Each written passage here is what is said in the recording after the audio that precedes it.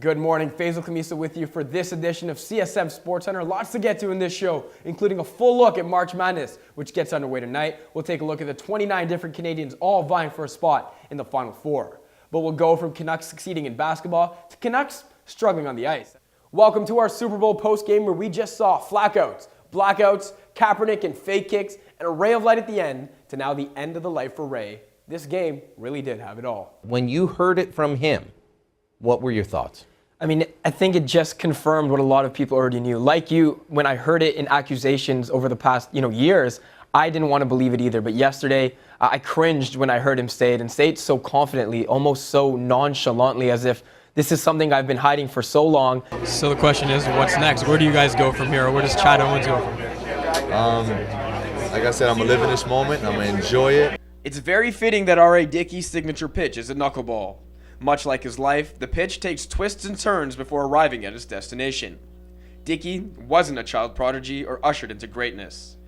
His passion for sport was fueled by a traumatic experience. He was twice a victim of sexual abuse as a child. Welcome back. Legendary rapper Jay-Z once declared that Brooklyn, we go hard. Now, not according to a study that was put out that listed the amount of times NBA players were mentioned in rap songs. The Nets ranked near the bottom of the list with just 2 mentions, Jerry Stackhouse and Mr. Kardashian himself, Chris Humphries. The team atop the list, none other than Brooklyn's opponents tonight, the New York Knicks. Give me some of your best fantasy baseball team names. Okay, I'm so glad you asked. You know I'm the king of puns, so I got a few here. Tell me what you think. You can't start your breakfast without Honey Nut Ichiros. Go away. Okay, well, I'll be Pagan in 60 seconds. You're awful. One more. Okay, you have to like this one. Tulowitzki to Kwitsky. Here's Mario Herc. Now, I know this may be embarrassing for some, but I have no problem admitting that Disney's provided a great deal of life lessons through my upbringing. Today, I add Ducks Fly Together to that list.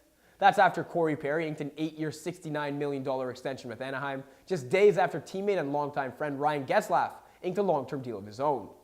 Unfortunately, Perry was still serving part of his 4-game suspension Monday, meaning the rest of the Ducks, they'd have to fly without him against the Sharks. 34 seconds later, it's Daniel Winnick finding Emerson Edom for his first NHL goal. 3-1 Anaheim, and Santa Claus is loving it. Ducks, though they weren't done, less than 3 minutes later, Edom with a nice toe drag finds Ryan Getzlaf. 7 of Getzlaf's 11 goals have come in the last 14 games. He had 11 in all 82 games last season. Ducks win 5-3, franchise record 12 straight home wins. A new study found that people are more willing to spend the bills in their wallet if they're crumpled versus crisp. The LA Angels then must have all their bills folded and scrunched up because they've committed over $400 million to 3 players in the last 2 offseasons. This year, they added Josh Hamilton to a lineup that features Mike Trout and Albert Pujols, meaning the AL West just got a whole lot tougher. Chantel Blay with more. To basketball, where we're going to take a trip down memory lane. 5 years ago Monday, the Houston Rockets hosted the Celtics looking to win game 23 in a row. Boston beat them by 20. Yesterday, Miami was in Boston looking to win game number 23 in a row. Let's see if history can repeat itself. 5 minutes left in the half. Dwayne Wade steals the ball. Chalmers, Cole, LeBron, James. Yeah, LeBron, you dunk like that, you can stare like that. Get to tech for the stare, but it's worth it. A massive, massive dunk. Time winding down, Chris Bosh bucket. Plus the foul. Celtics, they were up 17, just 6 going into halftime. Thanks, Kyle. I think you said it best when you said it's a busy weekend of lacrosse for the Rock. Not only is there tonight's tilt against the Bandit, but right after this game, they head to Rochester ahead of tomorrow's game against the Nighthawks. Now, there is an extra incentive if they win both ends of the back-to-back. They clinch first place overall in the East and will secure home field for the duration of the NLL playoffs. Also, a good fortune for them. They're 3-1 against Buffalo and Rochester combined this season. Guys? The question on the mind of many is whether a professional career is in the ranks after a successful college stint.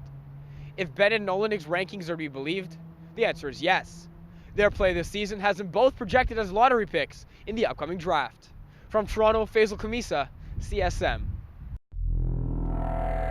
It's a headline so seldomly seen in this city. But after Sunday's 35-22 win over the Calgary Stampeders in the 100th Grey Cup, and all the pomp and circumstance that comes with it, the Toronto Argonauts have reminded the fans in this city of a feeling that's escaped them since 2004.